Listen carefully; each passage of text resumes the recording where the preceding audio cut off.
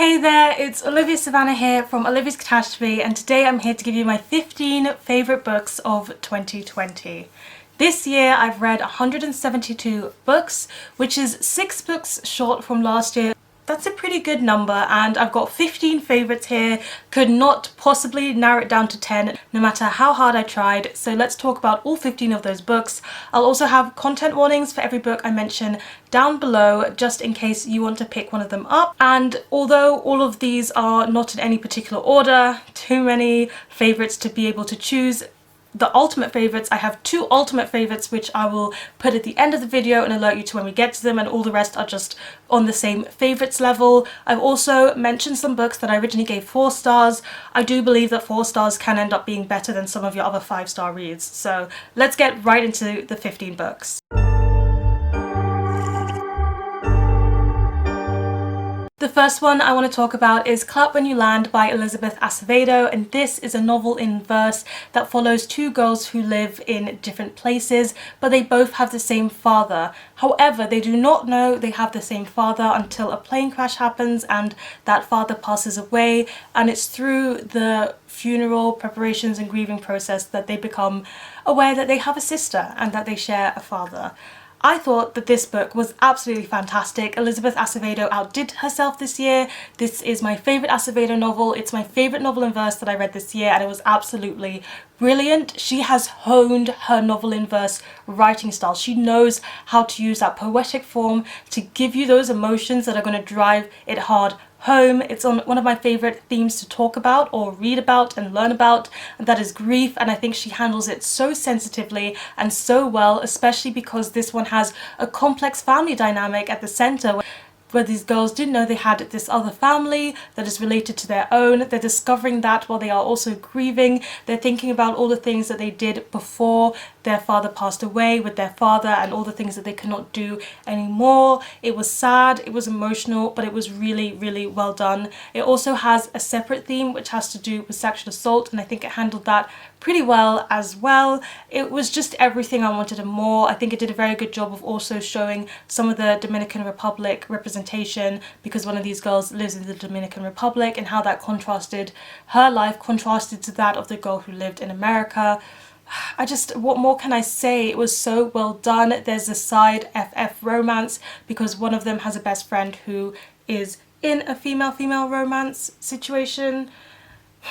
It was really, really good. Please read it. I've recommended it to some people this year and they've really enjoyed it, so definitely go for it. I've heard the audiobook is very, very good as well. However, I haven't read that myself. After that, we have to talk about a book that I found so much fun and perfect for me, and that was If We Were Villains by M.L. Rio. So this one is a dark academia book set in a school where we follow this cast of characters who are quite found family-esque, and they all study drama with a specific focus on Shakespeare's works. And a huge tragedy happens one night for all of them, and it changes their lives forever, and that is what this book is about. The synopsis doesn't say what it is, so I won't say what it is, and I thought this was so good. If you are a fan of Shakespeare like I am, you're gonna see lots of the traces of Shakespeare's plays throughout this book, and you're also gonna see the quotes and how the Shakespeare plays feed into this book.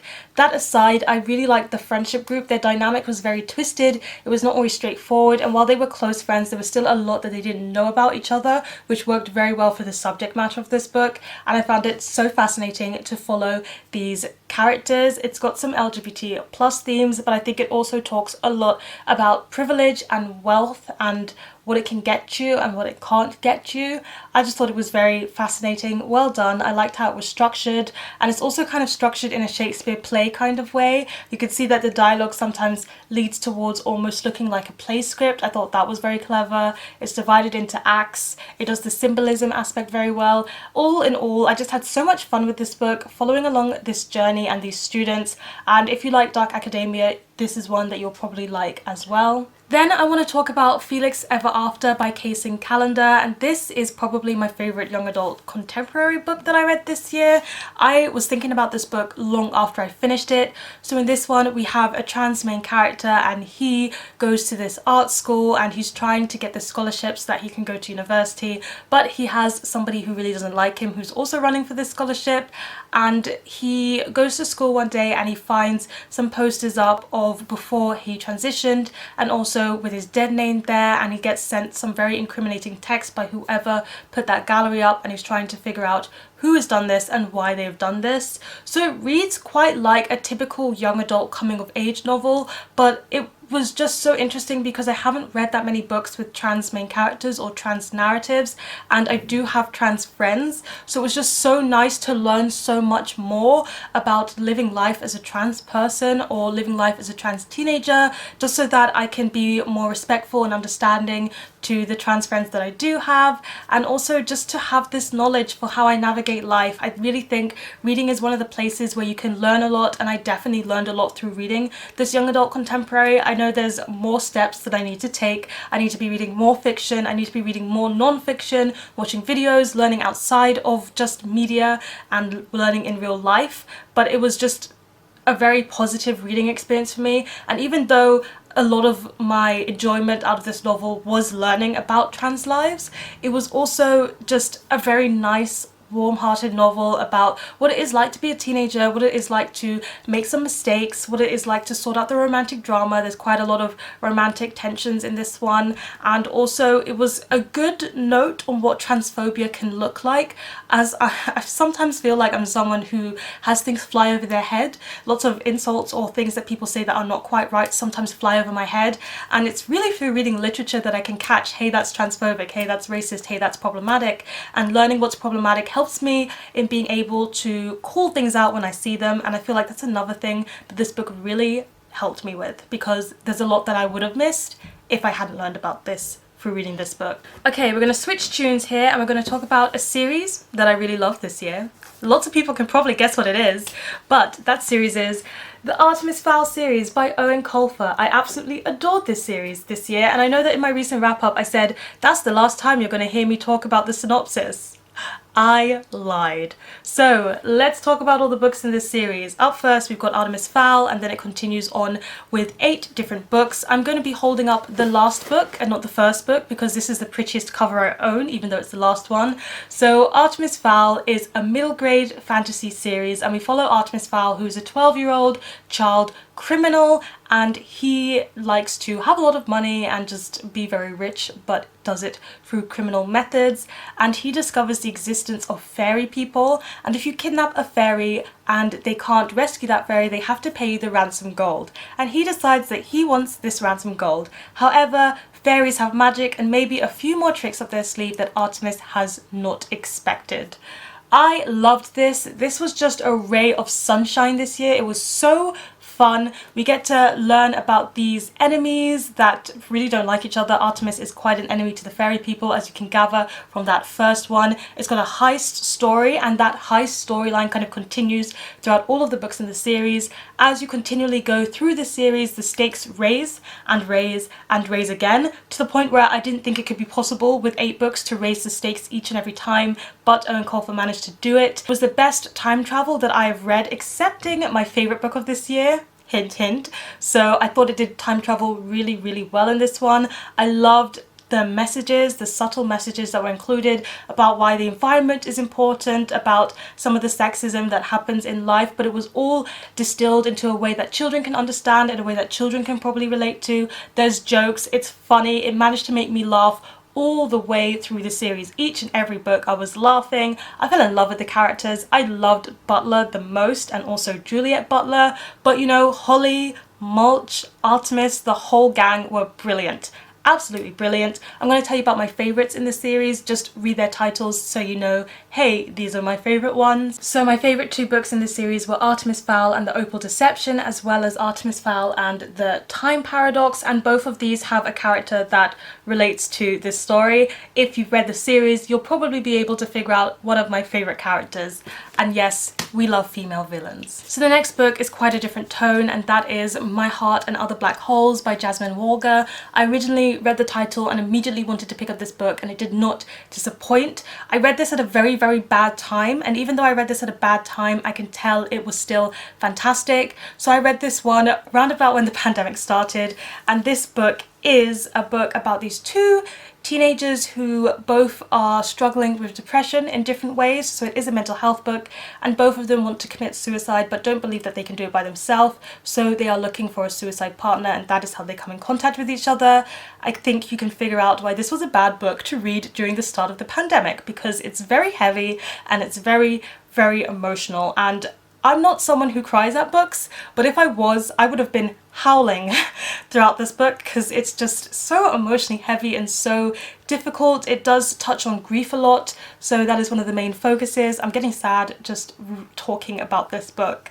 The characters are very detailed. I felt like their struggles with mental health were incredibly believable. I'm grateful to the way that the author handled such a sensitive and difficult topic. I think the way she handled it, and I am talking about the subject matter here, but I'm trying not to give spoilers, is the best way that she could have handled it, in a way that makes you able to swallow the story. I'm just going to leave it at that. I don't really want to say too much about this one, because it's such a heavy topic and it's such an emotional journey, and I don't want to trigger anyone with this video. But if you are thinking about reading this one, it is emotionally heavy, be warned, but it is also really fantastic, and it's something to really think about in ways that it helps you to recognize when there can be someone who needs some more attention, who needs some more help from you. And yeah, it's interesting to see what other characters in this book did or did not do. And I will leave it at that. We're going to switch to non-fiction here, and I'm going to be talking about Your Silence Will Not Protect You by Audre Lorde. This was my favourite essay collection that I've read ever, but also this year. So this was published posthumously, and it contains some of Audre Lorde's essays on why silence is not going to help you when you have something that needs change. And she's particularly focusing on homophobia and racism, and this has a lot to do with the fact that Audre Lorde was a black lesbian feminist writer, and she has a lot to say on those subjects, and also about intersectionality and the importance of it, but also the importance of getting support from people who are not of that struggle. So for example, how and why it's important that white people speak up when it comes to racism, how and why it's important that black men also support black feminist movements. And I think she has so much wisdom, and she has such a way with words. Everything that she says was hitting home for me. These essays are really just poignant, important, and very, very relevant today, even though she was writing them a few years ago and talking about these things a few years ago. And at the back of this collection, she also has some of her poems included, and a lot of her poems have to do with the same themes, and it all just was such a well-rounded reading experience. I borrowed this from a friend when I read it, and I do intend to reread it at some point and highlight the lines and quotes that I thought were absolutely fantastic. So I really think this is a very good anti-racism book to read, but it's more than that because it deals with more struggles, and it also includes them all up into one, which is something that I think we can forget to look at when we look at activism. After that, we got a classic that I recently read, and that's Passing by Nella Larsen. This is another one that I read for class. The more I think about it, the more I think this short classic novel is very genius. I mentioned that it inspired one of the contemporary books this year, I think, that was released, and that's The Vanishing Half by Brit Bennett. So if you want to read what her book was kind of based on, you can read Passing. We follow two main characters, and both of them are characters that can pass as white despite the fact that they are black, and both of them choose to live their lives in quite different ways. Irene decides that she's going to marry someone black and live a black experienced life, and then we've got Claire, who decides that she is going to pass as white, marries a white person without telling them of her black heritage and the fact that she is black, and lives among white social circles. And it's when these characters reunite later on in their life that we get this novel, and it's got a lot to do with colorism, with racism, and how the way that you are perceived and your identity can really designate what you get in life and how your life works. There are so many underlying themes in here that you can dig through and find, but for a classic, I think it was written in such a readable way, and the themes are very on the surface. You can dig deeper if you want to, but it gets its message across very well, and I think it's one of those books that does an ambiguous ending exceedingly well too. I'm gonna continue talking about classics for a bit, and I want to mention Paradise Lost by John Milton, and this is another one that I read and thought this was really good, and then I kept thinking about it, and the more I think about it, the more I really enjoyed this one. So it's kind of like the classic version of a novel in verse because it's an epic. It's kind of about the devil, Satan, when he fell from heaven and what he decides to do once he's fallen from heaven. So it's got a very Christian based theme to it. It's all about the devil and evil and then the angels and kind of a battle between them and how they kind of mess around with the Garden of Eden and Adam and Eve. And you can read this from a religious perspective. It is fiction. You can read this from a religious perspective, or you can just read it as a fantasy, I guess. It's hard for me to remove the religious aspect from it because I am religious myself. But yeah, I thought it was really good. I thought the writing is just the writing style that I really like, kind of Shakespearean feel to it. Ish, yeah, that's the kind of thing that I like to read, and I just thought it did its themes very well, and its imagery was so stark and on point. It made me think a lot of Frankenstein and the gothic kind of classics, and I had to feed some of the imagery from this book into my novel work in progress because I loved it so much. It's got a lot of that darkness, it's got a lot of that nature, and it's got a lot about human nature as well. You can see those themes reflecting off of each other. I thought it was brilliant, well worth reading. Another one I read for class. After that, I'm going to talk about a short story collection, and this is called This Is How You Lose Her by Junot Diaz. So this is a short story collection about one of my least favourite subjects to read about, and yet I absolutely loved it. It's about cheating. So we follow this guy kind of all through a lot of his life, and he just cheats on various women in his life, and it's got some stories that are focused more on the woman, it's got some stories that are more focused on him, and you kind of follow this trajectory of him cheating on different women and kind of being oblivious to the effects that this has on the women around him, but also the effects, how it relates to the way that the other men in his life are, his friends, his family, how he grew up, and also it feeds into what happens to him at the end and how he feels by the end. And I think it just handles the theme of cheating and betrayal and loyalty and loneliness and romance in a very realistic way. You can see that sometimes there's more complex notions to the reasons as to why he is cheating or how the cheating works or the effects that the cheating has. It just shows all of these complexities, and it does it in a way that's a kind of study of human nature and relationships. And I just found it so incredibly interesting to read, even though I typically don't like books about cheating. These are all short stories, so you can read them individually and say this is a short story and this is a short story, and they don't relate to each other if you don't want them to. However, in all the short stories, the male main character has the same name, so it's kind of a way that you can piece them all together at once. This is essentially a loose sequel to Drowned by Junot Diaz, which I read after this one and liked it less. I would more so recommend this one, and I thought it was really good, and it was a very interesting character study to read. Next up, we have Eggshell Skull by Bri Lee, and this is another non-fiction memoir, and we follow Bri Lee as she is in an internship as a sexual assault lawyer. So she's following under a lawyer, and that means she's going through lots and lots of different sexual assault cases, and she's present throughout all of them, and she's also being constantly triggered throughout it because of her own experience, which comes into light a bit more towards the end of the novel. I thought that this was a very interesting book talking about some of the systematic sexism in the law system, how the law system does all of these women dirty when it comes to handling their sexual assault cases and trying to find justice for them. It also talks a lot about everyday sexism that females experience, but also how the law needs to shape up in terms of dealing with rape and sexual assault cases, and also talking about her own experience with the law system once she's done being an observer. I thought it was really good. It was also really informative about how the law system needs to improve. It dealt a lot with different perspectives on these cases. It talks a little bit about Indigenous situations. I do think it could have expanded a bit more on Indigenous sexual assault cases, and also maybe some racism in terms of the law when it comes to sexual assault cases. So it's missing a little bit of that intersectionality, but she does touch on it and she does try and include it to some degree. And I just thought it was very informative, and it's a very interesting study to read. I know it's quite popular in Australia, but I haven't heard that many people talking about it over here. So over here being Europe, so I'm just mentioning it in this video, and it was definitely one of the best books that I read this year, and it moved me a lot emotionally and made me feel incredibly angry and frustrated. And I felt quite a few emotions, from sadness to disappointment to anger. Yeah, it was all there, and I think it does a very good job of covering those topics in detail. We're going to have my favourite poetry collection for this year, and that is The Lost Arabs by Omar Sakr.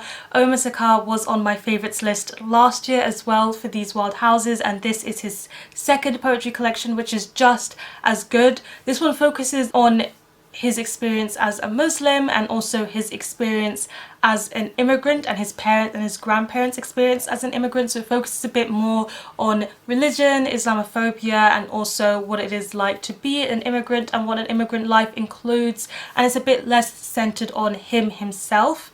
I did think it was really good. Omar Sakr is one of my favourite poets because of his imagery. It's just so metaphorical, but also just such good imagery that I never would have thought of putting into words in that form, in that way myself, and it just really shines through his works. And I really like the subject matter that he handles. He handles it so well, its own voices, so he's definitely knowing what he's talking about, and it was just such a good poetry collection. I find it very hard to review poetry to show like this is what you're going to get from this and this is why it's really good, but yeah, definitely a very good poetry collection. My favourite play of the year, surprisingly, is not Shakespeare. It's The Lamplighter by Jackie Kay. I've got a copy of this. I forgot to get it before I started to film this video, but The Lamplighter is almost a choreo poem that focuses on individual people, but it kind of has a unison and a unity of voices that makes it unique, but also shows the shared experience between all of these people. And it's about slavery in Britain. So it is talking about history, it's talking about racism and some of the atrocious things that were explored, did to people, the crimes committed, the hate and the racism they received. It was very heartbreaking, and I feel like it was a very important play because we often see a focus on American slavery and American slave history, but we don't get to see that much about it in terms of Britain, which is where I'm from, and I really appreciated getting that focus. It also has a lot of dealings with real cases. Jackie Kay has done her research and she includes real experiences from some of the slaves into this play. It was really well done. I would want to go and see it if it was performed, and yeah, it does its subject matter very well. Now it's time to talk about my second favourite middle grade series that I read this year, and that is the Chocolate Box Girls series by Cathy Cassidy. This one sort of doesn't count for the list, but does, because again it was in my 30 books in 30 days series where I reread some of them and then finished off the series in a way that I hadn't before. So the books in this are Cherry Crush, Marshmallow Sky, Summer's Dream, Cocoa Caramel, Sweet Honey, and Fortune Cookie, and it follows this family. So it follows this family who live in Tanglewood, and it's about two families coming together. A divorced mother and a single father have fallen in love, and they've taken to combine the families. The mother has 4 daughters, I believe, and then Paddy, the father, has 1 daughter, so they all combine as a household, and it's about them working through the divorce of the mother, but also what it means to be a family that is step related in some form, and how the sisters, you know, relate to each other, start to get to know each other. But each of these sisters have their own struggle in their own books. So Cherry Crush struggles with acceptance and being accepted by people. In Marshmallow Sky, she is a history lover and she struggles with staying in reality where she just wants to disappear into history. Summer's Dream, she's a perfectionist and she goes to a ballet school. She's very interested in ballet. So this one has a bit to do with eating disorder as well. It's my favourite in the series. I think I relate to Summer quite a bit in terms of perfectionism and how that is a problem that she needs to work through, and I think it handled an eating disorder but in a young age very well, because she's like 12 to 14, so it's handling what it can be like and what it can look like at that age. We have Cocoa Caramel, who is an animal lover, and she talks a bit about animal abuse.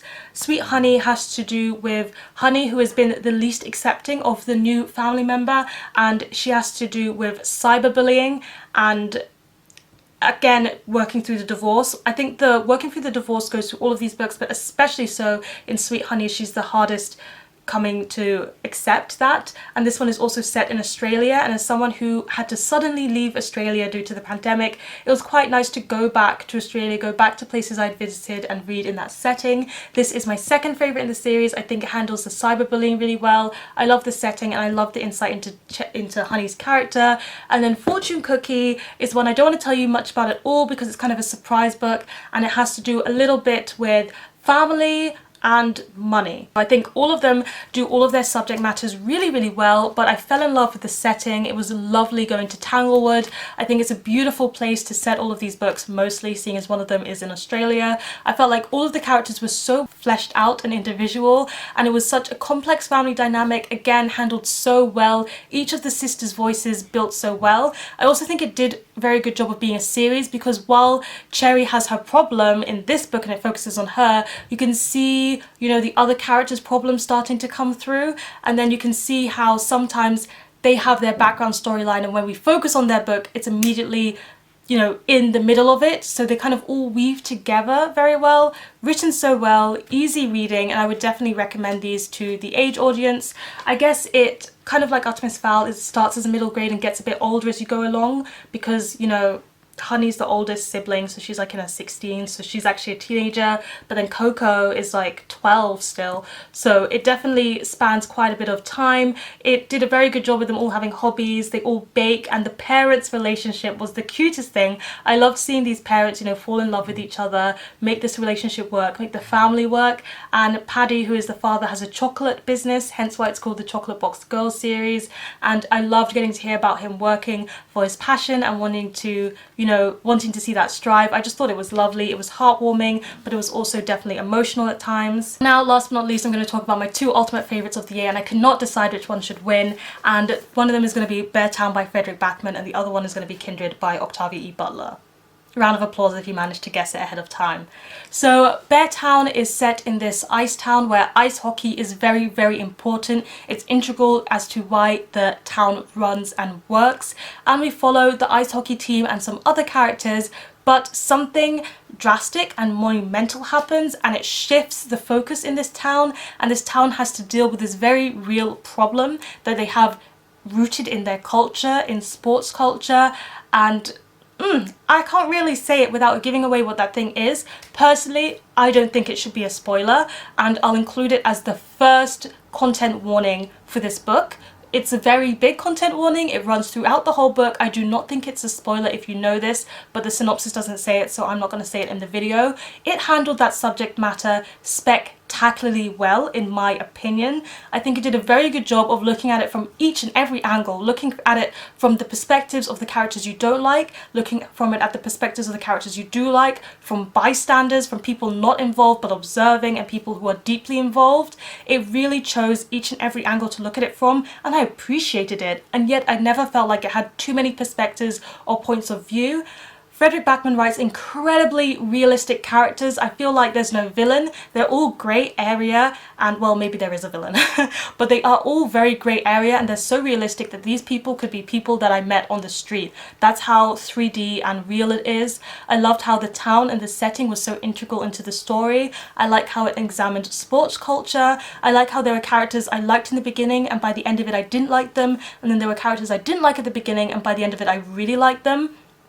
It shows incredible character development for each and every character. It also has ways of revealing elements or things about characters in such a good order or such a good sequence of events that it makes the book always interesting despite it being character driven. You're always learning something new, having some new thing happen that pulls you forwards in the book. It's very hard to talk about this one just because it's such a reading experience, but it was really, really well done. I've loved other Fredrik Backman books in the past, and I'm looking forward to reading more. I'm trying to read one every year so I don't just blaze through his backlist, but this was some kind of spectacular. Really, really loved this book.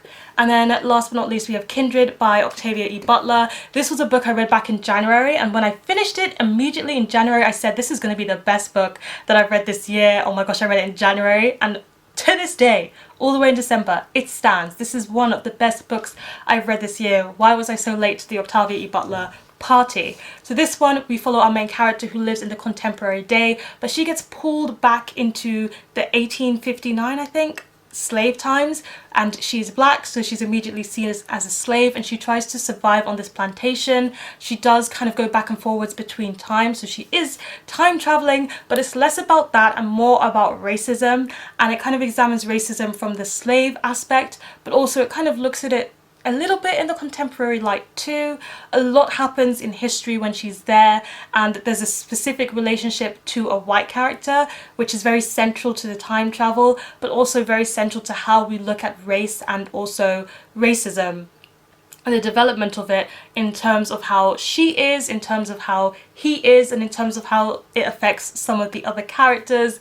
I can't talk about this one without giving too much away, but it was really, really good. It handles all of its themes spectacularly. It's written in a way that's incredibly readable, and even though it's not, I would not say it's the most suspenseful novel ever, you keep turning the pages because you want to know what happens to her. Okay, maybe that's the definition of suspense. Okay, it's suspenseful. You need to know what's going to happen next. You really are fearing for our main character's safety. You want her to be okay, and you see that she's learning a lot about what the past was really like and what her life now is like and how that compares. It was so good, and the more that I think about this book throughout the whole year, I have not stopped thinking about this book for a whole year, but as I keep thinking about it throughout the year, I keep thinking about these other very clever tidbits that are included into this one, and I feel like I wish I could have studied this in class because there's so much deeper material and messages and themes to this one that you can just dig right into and find, but on the surface level there's so much to keep you busy as well. It was just absolutely fantastic. I cannot sing higher praises. I have read other Octavia E. Butler books since. This was my first one, will not be my last one. I will keep reading more of her. So there you guys have it. Those are the 15 books that were my absolute favourites this year. There were quite a few that I was contemplating putting on the list, but I didn't want to make it too long. So I'm going to leave a link to all of my wrap-ups throughout the year down below. If you want to watch a lot of wrap-ups and see some very good book recommendations, it's all there for you. I'm so excited to read more books this year in 2021 and hopefully find a lot of favourites too. Thank you so much for watching. Please let me know in the comment section down below, have you read any of these books, or what was your favourite or one of your favourite reads of 2020? I'll be nice. It's hard to choose one. I couldn't do it. Please give this video a thumbs up if you enjoyed it, hit the subscribe button if you want to see more, and don't forget to hit that notification bell to be updated every time I have a new video, and you know what they say, onwards and upwards. Excelsior!